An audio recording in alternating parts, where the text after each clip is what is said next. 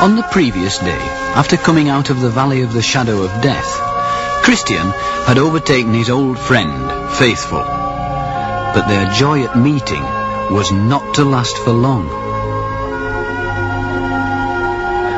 They now descended into the town of Vanity. They could hear the sounds of a fair, which is held all the year round. It's called Vanity Fair. Most fairs are merry places, but not this one, not for our travellers, for here, Evangelist had warned them, one of them would meet his death.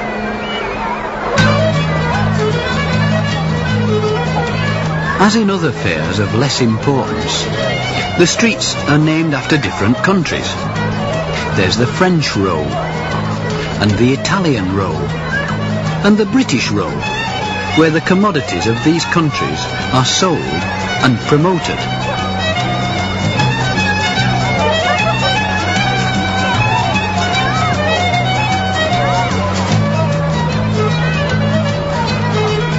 Indeed, there are stalls where every foolish trifle in the world is up for sale. Knickknacks of gold and silver, baubles and bric-a-brac and precious stones.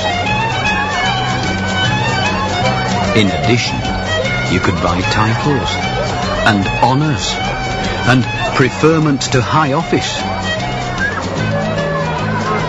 and vain pleasures and empty delights of every kind. While moving busily among the crowds are cheats and rogues and mountebanks.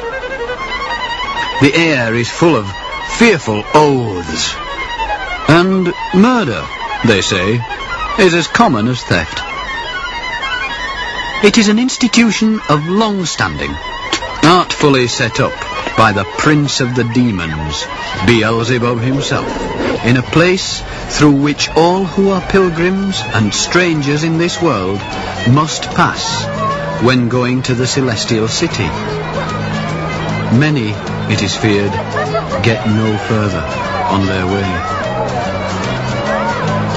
As to Christian and Faithful, hoping they would pass unnoticed, they pulled their collars up around their faces. But the rabble were quick to spot them. First, they jeered at them for their outlandish clothes. Then, they jeered at them for their foreign accents. Finally, they asked them angrily, "Why aren't you buying our merchandise? Buy, buy, buy." "We only buy the truth," they said, and put their fingers in their ears, and sought to turn away their eyes from beholding vanity. At that, the townsmen were the more enraged, and the noisiest of hubbubs ensued. News of the hubbub presently reached the burgomaster. He took the pilgrims to be lunatics, and bade his officers arrest them as disturbers of the peace, and take their weapons from them. They were placed in a cage, with their feet in the stocks, as a public spectacle, and made the objects of any man's sport. For their part, they encouraged one another to trust in the Lord, and behaved themselves most wisely, giving the passers-by good words for bad. But this further enraged the men of the fair, who now demanded, in loud voices, that an example should be made of one of them, and he should stand trial in court